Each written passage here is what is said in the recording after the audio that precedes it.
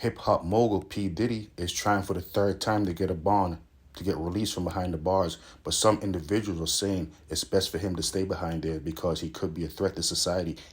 So it was, I just want to make sure I understand correctly, it was Diddy's sons who actually sent the cease and desist? Is that the way it was worded? Yes, it was worded as coming from Quincy Brown and Christian Combs. It did mention the daughters, but it did not name them specifically, but it did name the two sons, Kim Porter's sons. So do you get the sense that from behind bars, Diddy is still directing all of this, is the one who said send this letter? Do you think he's that involved? I'm 100% confident it was Diddy who orchestrated this whole farce of a letter. The letter was a waste of my time to read and a waste of the lawyer's time to write. I hope the lawyer who wrote that letter got paid triple because it was actually a very stupid letter.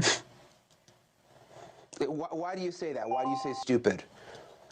Well, because they contradicted themselves in their own letter. In one breath, they're asserting that these sons have copyright, they're the copyright owners, and that Courtney is not the proper copyright holder. And then in the same breath is calling Courtney a liar and saying that the work they're saying they're the copyright owner of is a fake. So if both things cannot be true, either it's a fake and it's a work of fiction that Mr. Burgess made up himself, or it's actually the work of your mother, and then you can maybe assert some copyright issues, but even copyright ownership, but there are issues there as well because Mr. Burgess received the copyright from Kim Porter prior to her death. So that would mean there was a conveyance of copyright, which means in the instance where Kim Porter has now passed on, those ownership rights wouldn't belong to her heirs because she already conveyed them before her death.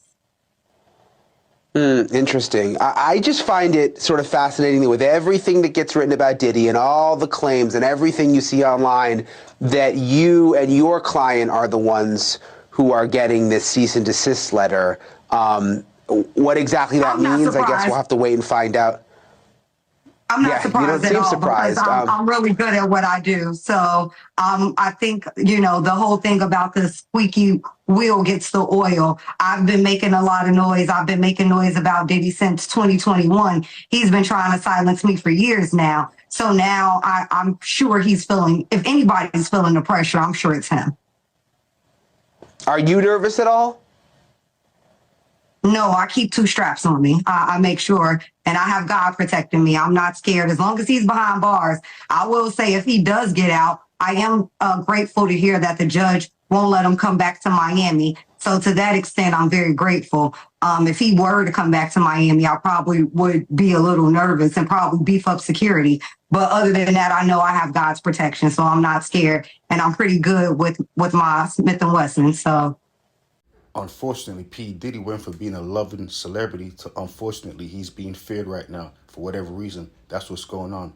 But hopefully he gets a bail. If he doesn't, either way, he has to go back to court next year to face his charges. That's unbelievable, either way. They say crime don't pay, but I see them do it, though.